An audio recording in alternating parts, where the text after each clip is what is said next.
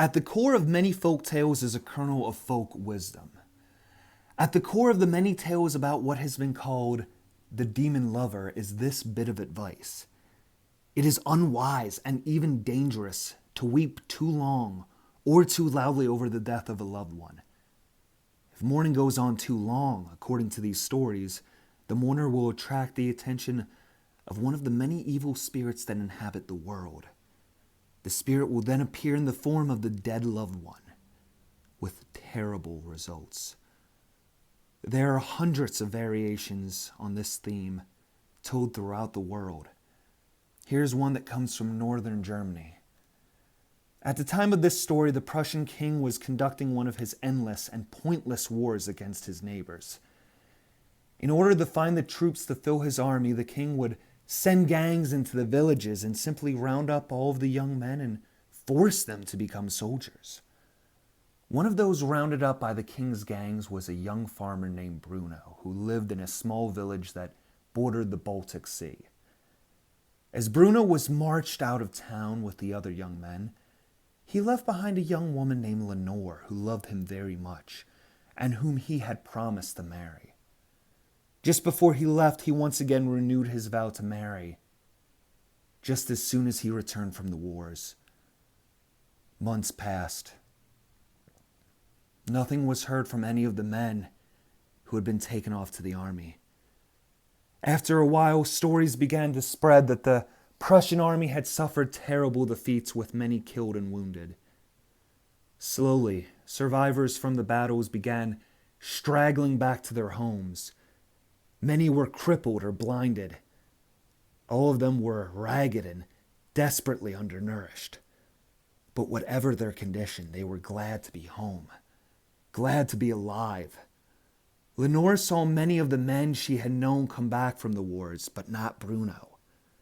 She asked everyone if they had any news of him. She was told that early on he had become separated from the other men of the village, and they had no idea of what had happened to him. She waited and waited, but her lover never returned.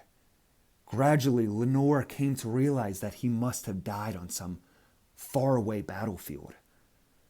The realization that her love was dead shattered the young woman. She shut herself up in her room and would speak to no one. She spent the nights weeping and crying, either for Bruno's return or for her own death so that she might join him.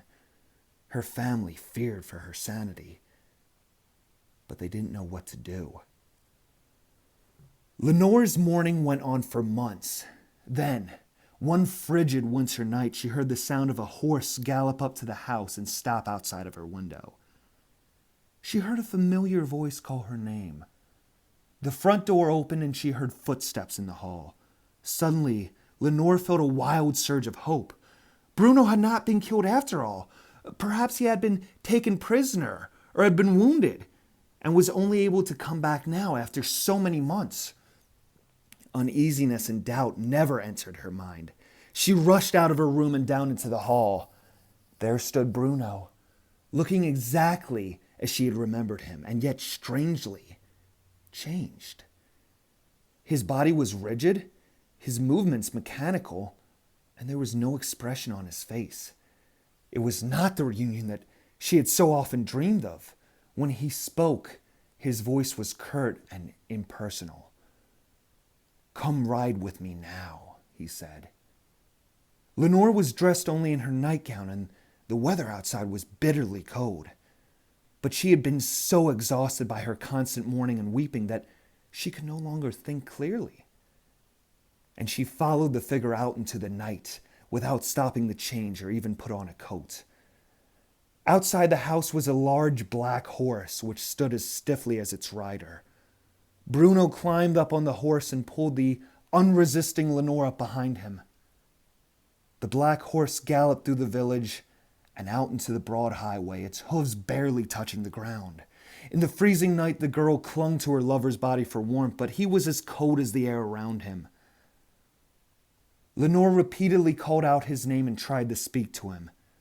For a long time, he did not reply.